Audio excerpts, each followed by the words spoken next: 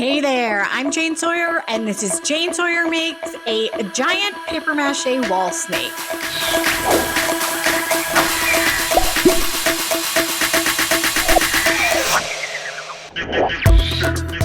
You might have seen it going around last year. There was a bit of a trend to make these large paper mache whale shark sculptures to hang on your wall. I think a large wall sculpture is a really cool idea, and so I want to do my own take on it. So I think I'm going to make a snake. And if you want to try making a big sculpture for your wall, but maybe you're just getting started with paper mache, a snake is a really simple and elegant shape to get started with. And it's a little bit creepy, and you know we love that.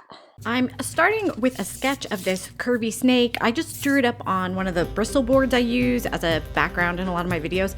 You can draw your own snake, but if you don't wanna, I've drafted this template that printed out on standard office paper. You can get it for free on janesawyermakes.com or for cheap over on Patreon. I don't really care whether you take it for free or buy it for cheap. I just really want you to give it a go. Okay, so this bristle board isn't really strong enough to support a sculpture, and I don't have a box panel big enough to fit this thing, so we're gonna have to do some patchwork here. Cut these panels out of a box, and I'm just straightening up the edges with a ruler so I can butt them together. One thing that is important is that you want to make sure the corrugations on the cardboard are all running in the same direction. In this case, they're running from the left to the right of your screen, or from the snake's head to its tail.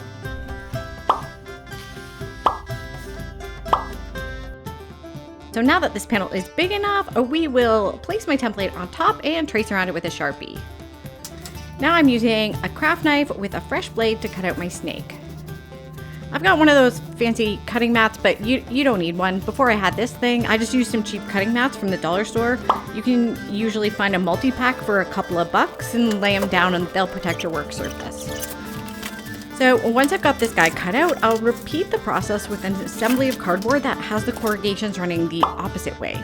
In this case, they're running from the top of your screen to the bottom or across the snake's body. This is really important for the strength of your sculpture. So now we're going to laminate these two layers together. I've got to take some of the shine off of the back of this cardboard first, so I'm just hitting it with some 80 grit sandpaper. Then we'll put on some good quality white glue and spread it edge to edge with an old gift card. I'll sandwich the second layer on top and put some weight on it to dry. Give it at least a couple hours to dry, and then you can take the weight off and she's ready to go. So I'm always down to try out a new technique, and I noticed in those whale shark videos that the artist was building the shapes of their sculpture with a skeleton of like cardboard strips, and I want to give that a try here. I'm just going to process a couple of cereal boxes into a supply of strips. These are about 1 centimeter or ½ an inch wide, but if you're going to try this, I would recommend going a little bit wider. So I start curving these little arcs and hot gluing them onto my cardboard snake, but I was having a real problem getting the hot glue to stick. I think the cardboard I used was just too shiny, and I tried sanding it, but that didn't help much, so I glued some cereal boxes brown side out onto the back of the snake.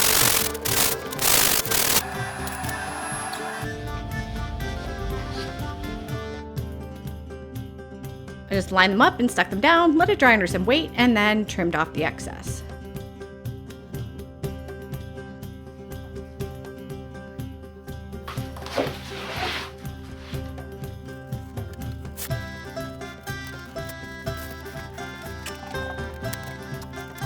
This definitely helped, but I was still struggling with the hot glue a bit. I think if I had stuck on the strips with the printed side up, that would have been better.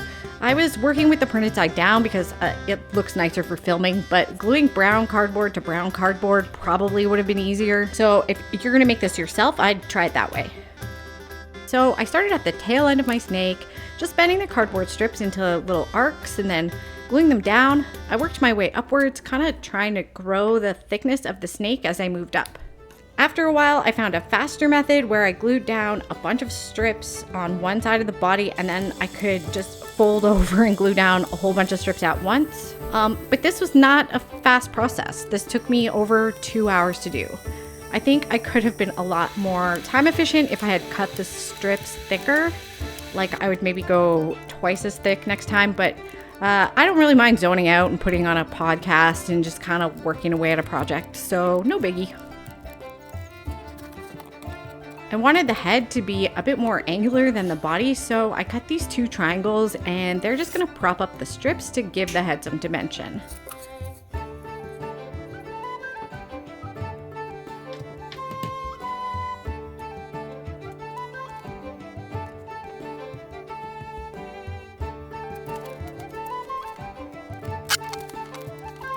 I also fabricated this little box to make the nose.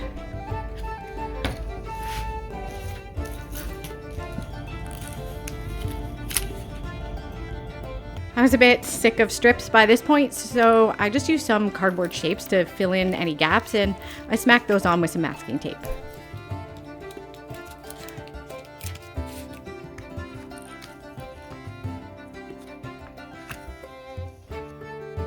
Alright, so here is a finished look at my cardboard snake.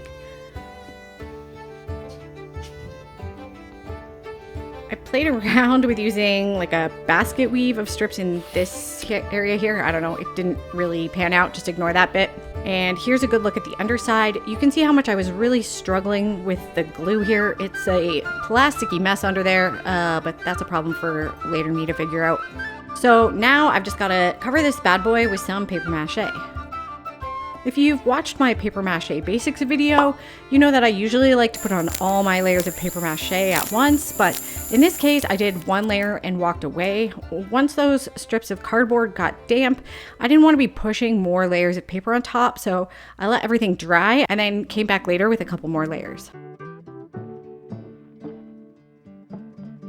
And here's the final layer of paper mache.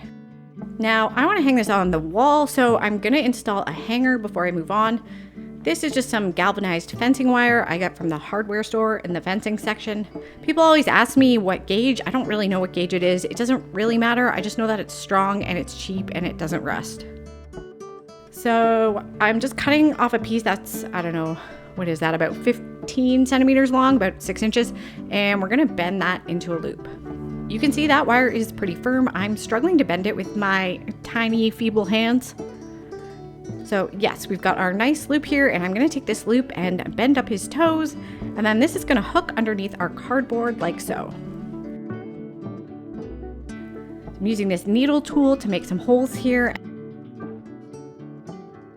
And then I'll just push the ends of the wire in like this.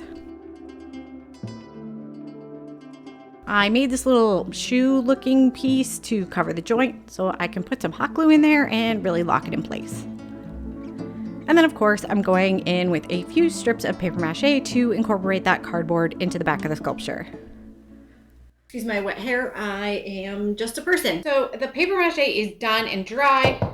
You can hear it's pretty rock hard. It's also pretty smooth. I thought you'd definitely be able to see more of those little strips of cardboard, but it's all kind of shrunken up and smooth out together. So I could totally just go ahead and paint on top of this, but I'm gonna put some spackle on top of this so I can see if I can smooth it out even more. So here I am applying that spackle to the snake. If you are a person who doesn't like messes, skip this part when you make yours. It's gonna get pretty sloppy here in a second. I'm using an old gift card to spread the spackle on. I'm curving it to match the snake's back with my fingers, and then I just go. I use a damp finger to try to smooth it out, but eventually I just gave back on that, slapped on some gloves, and put on a second coat with my hands.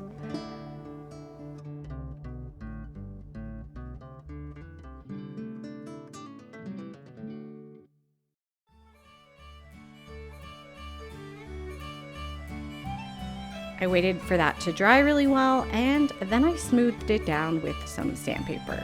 Now, the wet spackle is messy, but the dry spackle is even more so. So again, if you don't want to clean up a big mess, just skip this part. If you are going to sand down spackle, remember to wear a respirator and protect your lungs. Here it is all sanded. You can see she's not totally flawless and there's still some texture there, but I'm okay with that. I like it. I'm going to use this household primer mostly because I have half a can of it, and if I don't use it up soon, it will never get used. And that's as good a reason as any. A bit of gesso would work just as well as this, so if you're making one at home, like, don't go out and buy primer.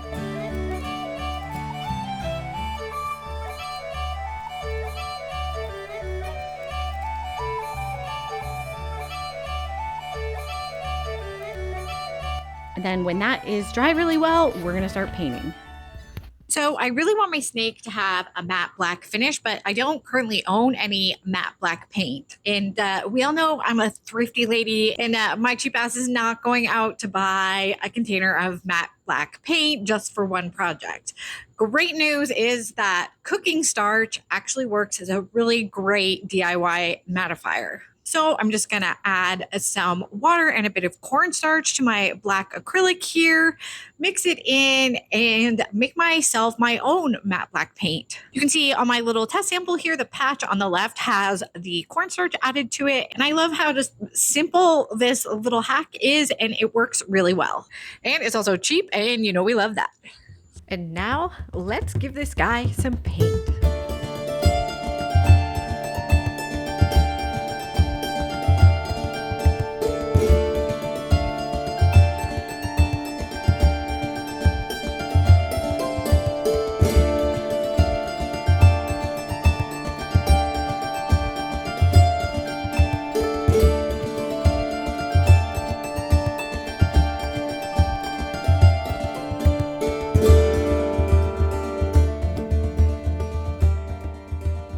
So I had this plan to hand paint butterflies all over the black background of this snake, but then at the dollar store I found these butterfly stickers and they're really affordable and they actually look really cute. So I am going to decorate this guy by sticking these all over. I also think if you painted the background of the snake white and then did like temporary tattoos all over it, that could look really cool.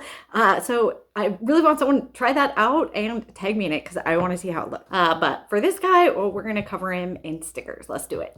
I start by opening all my stickers and sorting them by size. I want to have the smaller ones towards the tail and the bigger ones towards the head. Then I start peeling off the backs and sticking them down. This was super fun. I just tried to spread out the butterfly style so there wasn't a bunch of the same ones close together. I don't know, when do you ever get to stick down a bunch of butterfly stickers? I had a blast. As a final touch, I went in with this light gray wash and put in some wispy lines to tie the butterflies together. And it's done. I think this project is so fun and chic and it adds so much impact to a room. I also think it'd be really cool to do like a whole bunch of them and do a great big wall installation of different kinds of patterned snakes. So if you're wealthy and you live in central Ontario, hit me up. But for the rest of you, I really hope you're inspired to give this a go. Again, you can find the template at janesawyermakes.com or over on my Patreon. If you have any questions about making your own snake, leave them in the comments. I reply to almost every comment I get on this channel, and I'm always happy to help out my subscribers. So subscribe to my channel if you're interested in making more kick-ass art on a cheap-ass budget. Follow me on the socials and go make yourself a big paper mache snake, and I'll see you on the next one.